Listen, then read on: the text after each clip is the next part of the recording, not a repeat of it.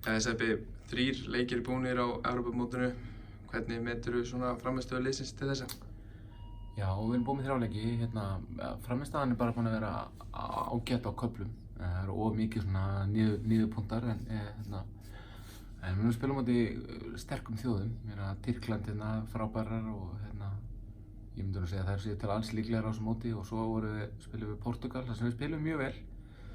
Það var svona pínu mistakar í lokin og sérstaklega eftir að Ásta Júlía fór út af þarna með 5-1 í 4 leikluta þá mistum við þar ólangt frá okkur í lokin en að kannski úrslitningi á ekki rétta mynd og leikurinn í dag hann var bara mjög erfiður. Ég meina við spilum við þar í svona 15 mínútur en svona restina af leiknum 25 mínútur það voru bara mjög erfiðar. Það hlaupu mjög í baki okkur, voru fysikal og ítt okkur út úr öllu stöðum og svo var það bara mjög athletic þannig að þegar þær komist inn í miðjuna þá bara skorum við þar í hvert skipti og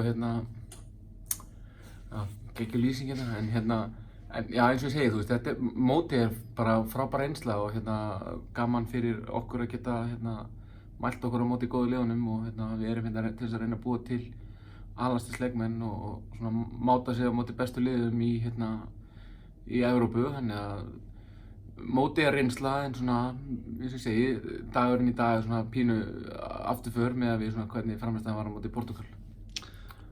Og einn leikur eftir í riðlinum gegn Búlgaríu og það er úrslitaleikur 4. sætið. Hvernig horfir þessi leikur við þér mál?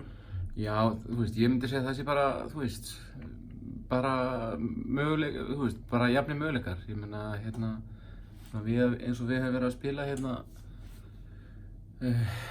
já, eins og ég segi, bara hörkuleikur held ég og við ef við náum bara svona góðri stemningu og svona eins og svona ætta enginn okkur, ég meina bara reyna að spila saman og hjálpast að við að vera betri og þá held ég að góðir hluti geti gerst.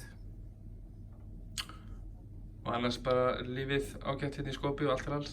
Já, ég meina það allt í teskeið hér og hótelið mjög gott, staðsett í miðbænum, fer vel okkur og þú veist, Makedónía fer bara og Makedónar þeir bara sjá vel okkur og mótið frábær reynsla og skemmtun og bara vonandi að við komum með Íslands hjarta á morgun og klárum leikinn og komumst í 9-16. Það var markmiðið okkar fyrir mót og við erum ennþá á því þó að við höfum tapað stórt í dag þá er það bara einn leikur, það er bara næsti leikur á morgun og bara áfram gakk og við ætlum að staðurinn er að gera betur á morgun enn í dag.